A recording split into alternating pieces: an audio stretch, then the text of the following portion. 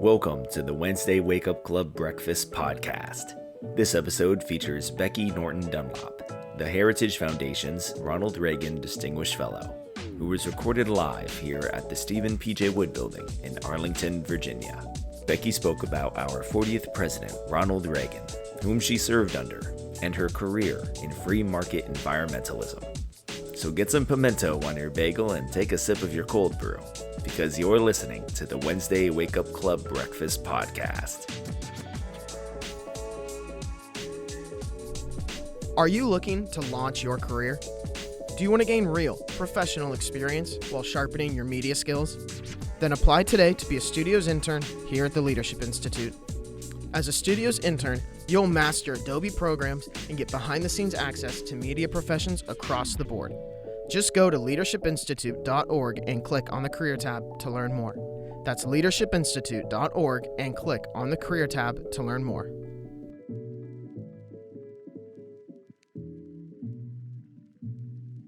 Well, thank you so much. And I'm delighted, of course, to be here today. I do work for the Heritage Foundation. And for those of you who are attending this morning, if you're not familiar with Heritage, I really want to encourage you to get familiar with Heritage. Our website is heritage.org. We're a public policy organization, sometimes called a think tank. We're led by a remarkable conservative American, Kay Coles James, who has also been a colleague of ours, Morton, for these many years.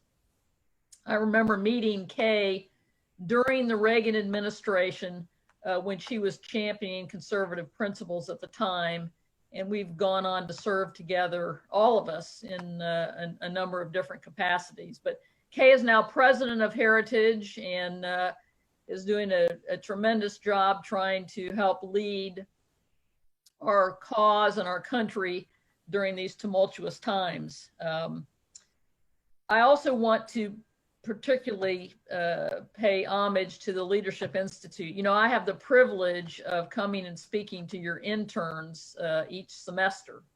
And it is a real delight to just come to LI for different programs, but also to be part of encouraging the young people that you bring in as interns to become principled, courageous leaders of our movement. That's what America needs, obviously now more than ever. And it's just a great opportunity for me to come and talk to your interns. My opportunity today really started off to have a conversation about Ronald Reagan. June the 5th, 2004 was the day when Ronald Reagan passed into eternity, to be met by his Lord with the words, "Well done, good and faithful servant." And those of us remaining here wept during that time of his passing and stood in very long lines for a couple of days, as I recall, to just pass by his casket in the rotunda of the Capitol and pay respects, as hundreds of other Americans did. And it was a real tremendous outpouring of appreciation and respect for a man who, interestingly enough, led our nation back from the brink of disaster in 1981 that is similar to the disaster that we're facing in our country today. It's a great tragedy that we've had after many years of success and growth, economic growth, that this disaster has come upon us. And it's a conversation for another day, but I'll touch on a few elements of it today. But the message I think I want to convey here is Ronald Reagan led our nation, and I'm going to talk about some of the things that he led on, when things looked very bleak. Communism was on the attack all over the world. It was taking over country after country in Latin America, South America, Africa, Europe, Asia, and of course, here in the United States, most prominently on our college campuses. And the economy was in a terrible condition. I was going back through some of my materials as I was preparing for today, and I came across an address that President Reagan gave from the Oval Office in April of 1982. And he said, let me take you, this is Ronald Reagan speaking, let me take you back a little to 1977. When the Carter administration took office, inflation was 4.8%. It rose steadily, and in 1979 and 80, we had 2 years of back-to-back double-digit inflation. Now, let me just add parenthetically that this is one terrible circumstance we have not yet been plagued with, because it is a very, very bad circumstance that devalues the value of our money. And Ronald Reagan was faced with double-digit inflation when he came into office. Unemployment started to increase, and by 1980, we were in a recession with nearly 8 million unemployed, inflation at 12.4%, and interest rates at 21.5%. We had to reduce the built-in rate of increase.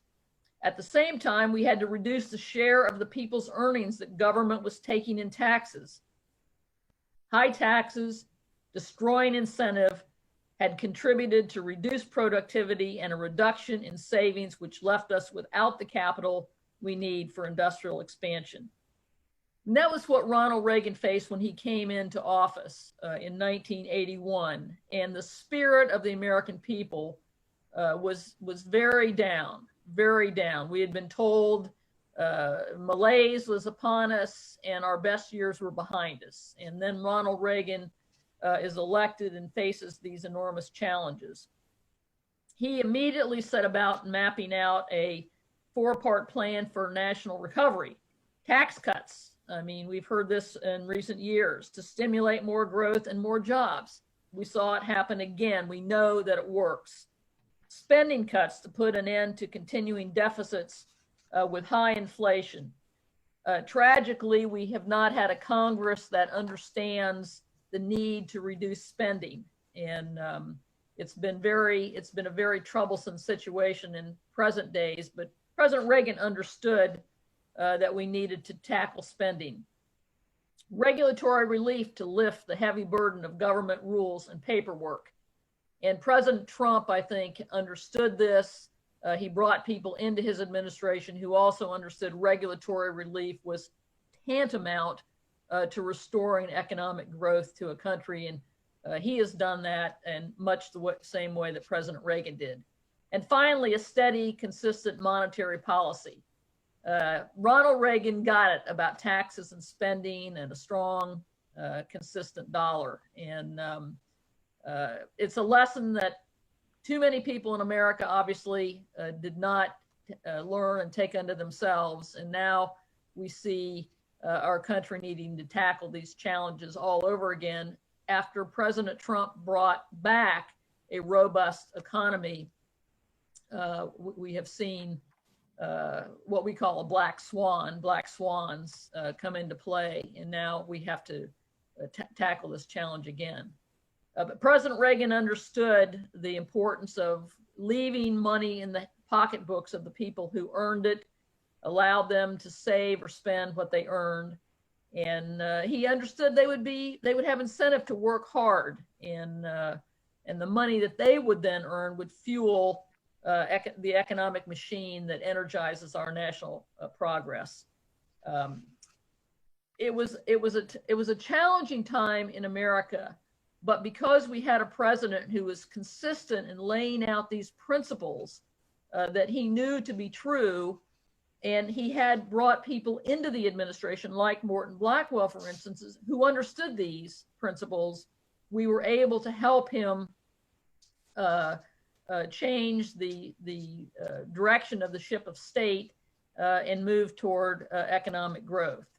And President Reagan also understood the other challenge of the day, which was foreign policy, which was communism. And as I mentioned, communism was taking over the world, country by country. and it was certainly on the march here in America, particularly on our college campuses. And President Reagan understood communism. He's understood it was evil. He believed that he could contribute to its demise as president, but he really wanted to have the vision of advancing freedom, the cause of freedom, and the spread of civilization. He said in a speech, "The West will not contain communism, it will transcend communism." And it was very, very exciting, although who knew that it would actually come to pass. And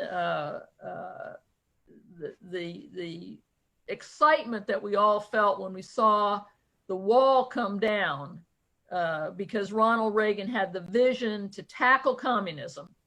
And again, he brought people into his administration who shared that vision and took control of the departments and agencies responsible for rebuilding our national defenses and providing intelligence from around the world that helped him as he developed his plan to, as he said, transcend communism. It came to pass. It came to pass. And but evil never completely dies.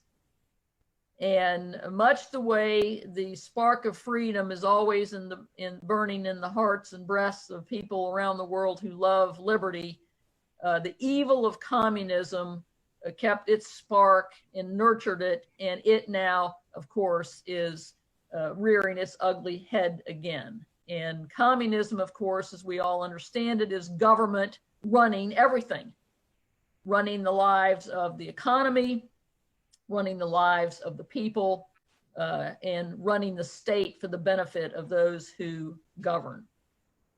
He talked about the importance of business. I mean, he was a great believer in business. I mean, we know Ronald Reagan was an actor, and he made some great movies, which people ought to all have in their on their bookshelves as movies to watch some Saturday nights. But he also loved the entrepreneurs of America and the businesses that created jobs. He loved people having choice to pick their jobs and go and work, and of course create their own businesses if they wanted to. But another of his great speeches, which touched on communism, was at the National Federation of Independent Businesses, where he said, "The principles of wealth creation transcend time, people, and place. Governments which deliberately subvert them by denouncing God, smothering faith, destroying freedom, and confiscating wealth have impoverished the people. Communism works only in heaven where they don't need it, and in hell where they've already got it." So he spent time speaking to organizations, but he actually was speaking to not only the American people, but people around the world, and communicating these important principles and who the real enemy was. He then, of course, made his memorable speech naming the evil empire, where he set out clear differences in the way that conservatives and liberals view the world.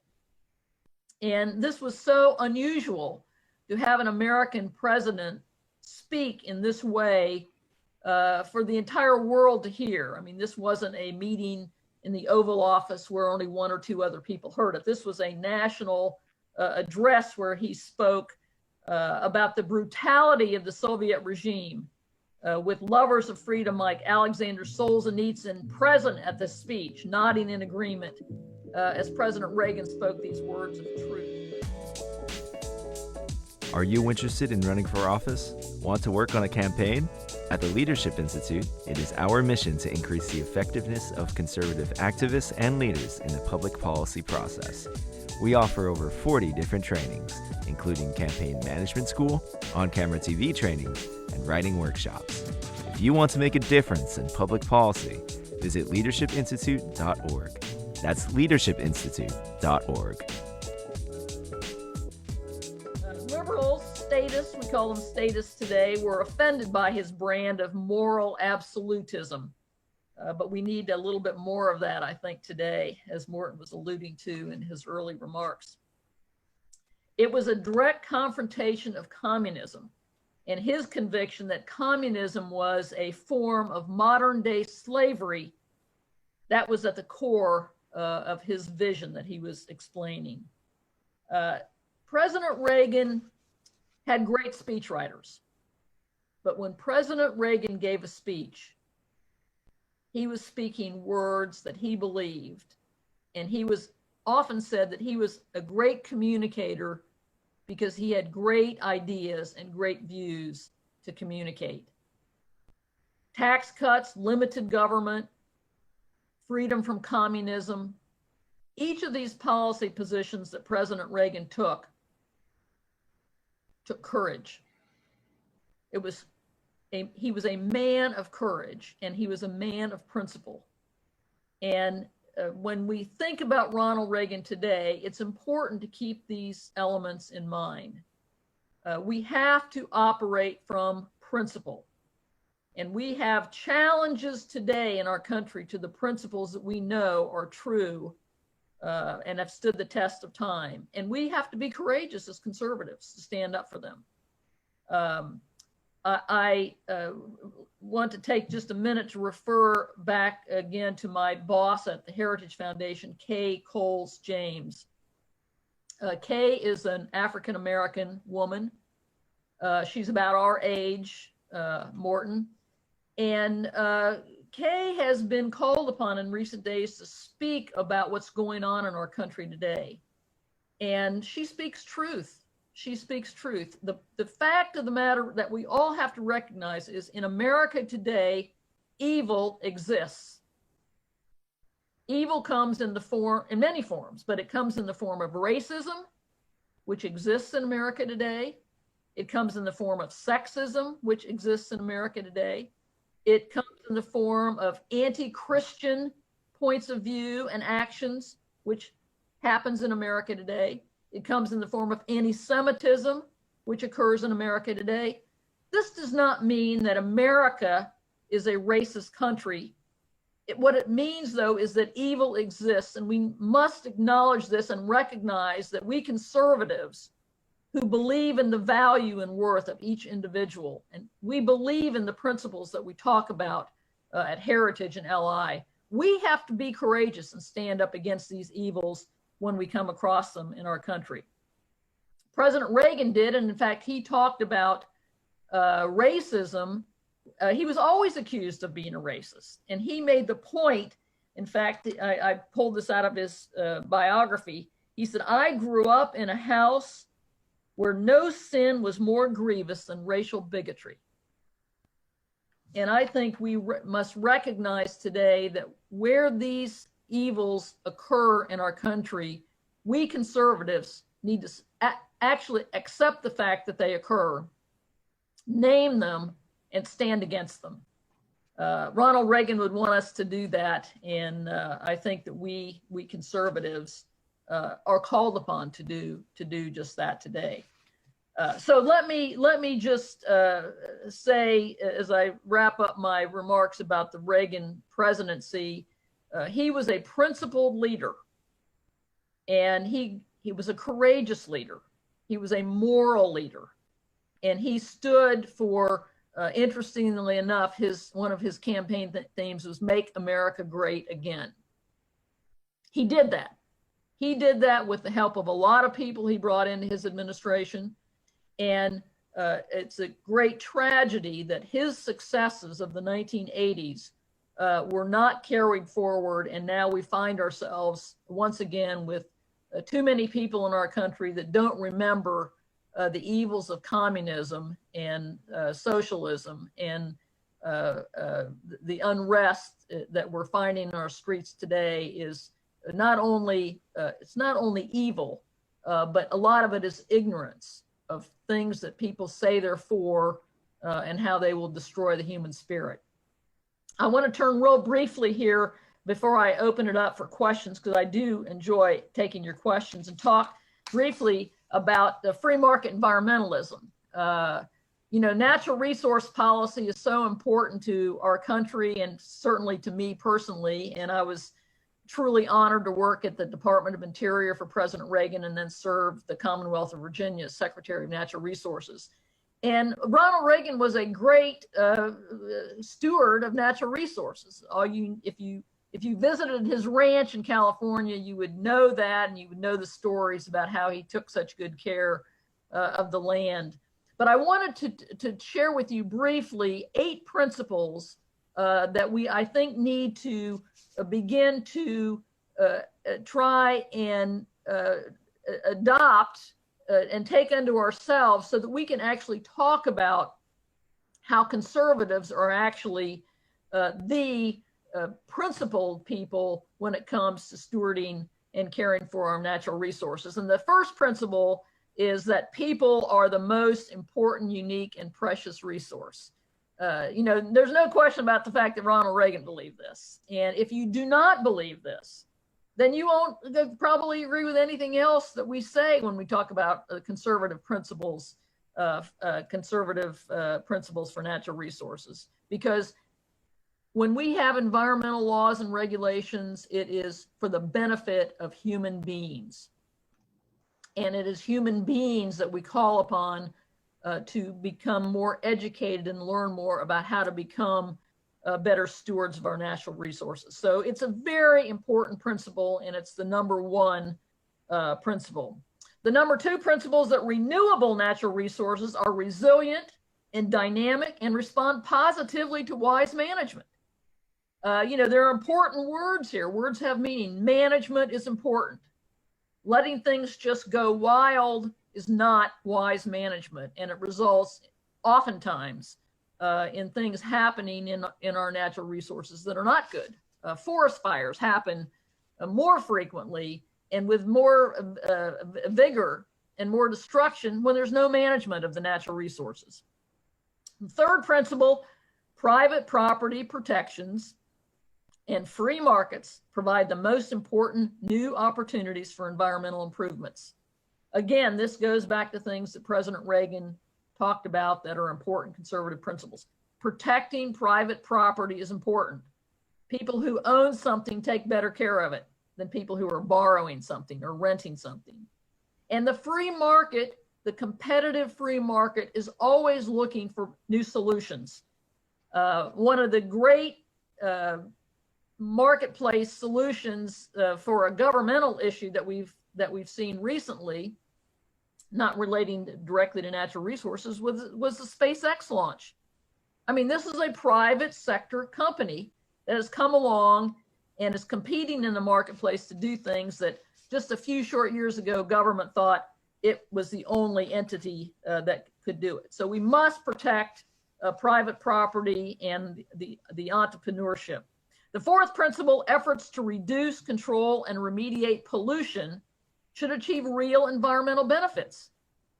In other words, we need to engage in action, not just go to conferences at fancy resorts and pass more laws and put in place more regulations. We should be looking for real solutions when we find a pollution problem. And we were very successful in doing that in the Commonwealth of Virginia during my time in office. And if anybody is particularly interested in some of these issues, I would really encourage you to go ahead and contact me offline, and we'll have a great discussion about this. But principle number 5, as we accumulate scientific, technological, and artistic knowledge, we learn how to get more from less. More miles per gallon, more production per acreage of our farmland, more out of a tree that's been felled and taken to the harvest. We learn to get more from less. Warren Brooks, who was a great writer, economics writer, talked about this in terms of the learning curve is green. The more we know, the more we learn, the less impact we will have on nature itself. We will be able to get more from less. And this is a very good principle. And there's just so many examples of this throughout our country, in fact, across our world. Principle number 6, management of natural resources should be conducted on a site and situation-specific basis. This sounds like common sense, but the left, the statists, always want to run things from big central government with a one-size-fits-all solution. And that's not good for people, and it certainly is not good for our natural resources and our environment. Principle number 7, science should be employed as one tool to guide public policy. This principle not only should apply to natural resource policy, but to health policy. We do not elect people to office to take one element of a solution and make it the law. We want them to take into consideration all of the elements that are presented. Science, medical science, natural resource science, that's one element. Yes, it's important, and yes, we should pay attention to it. But we need to consider other things. People and how they're going to be impacted. How are we going to pay for things? Is the economy going to be able to continue to grow? Are we going to be able to provide for the needs in our neighborhoods? All of these things must be taken into consideration. Science is a tool, one tool in the toolbox for natural resource policy and for all other public policy. And finally, principle number 8, the most successful environmental policies emanate from liberty. This is essential. The most polluted spots on the earth are in the old Soviet Union, where the government controlled everything. The permitting, the inspecting, everything. This is where they hide the truth, totalitarian regimes.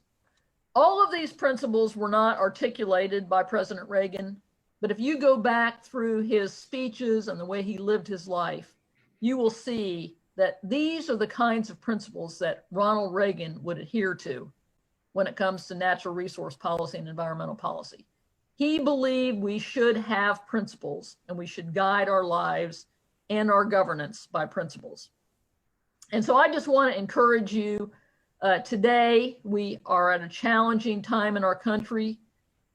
We all who pray need to be prayerful. We need to uphold our president and our elected officials in prayer. But we also need to know in our own hearts and our own minds what the principles are that we want to champion. And we need to be prepared to do just what LI does, and that is share these principles, help young people learn and understand them, because we must preserve liberty. It's the last best hope for mankind on earth. There is no perfection here on this earth, but if we want people to be able to live according to their beliefs, we have to understand what Ronald Reagan understood, and that is people are our most important, unique, and valuable resource, and we need to work very hard to make sure that they stay free to live their lives, and that we are on their side, and we are on the side of liberty, and we're standing together. So thank you very much, Morton, for inviting me today and allowing me to share my thoughts. And if we have time for questions or comments, I'd be delighted to engage. Thanks for listening to the Wednesday Wake Up Club Breakfast Podcast. If you enjoyed this episode, remember to share and subscribe wherever you listen to this podcast. To listen to more breakfasts, head over to the Leadership Institute YouTube channel. And to see who our next WWCB speaker is, visit our website at leadershipinstitute.org. The Wednesday Wake Up Club Breakfast Podcast is produced and edited by Alexander Chang, with support from Tiffany Roberts and Jared Cummings. Advertisements by Alexander Chang and Christopher Olson. Executive produced by David Fenner and Morton Blackwell.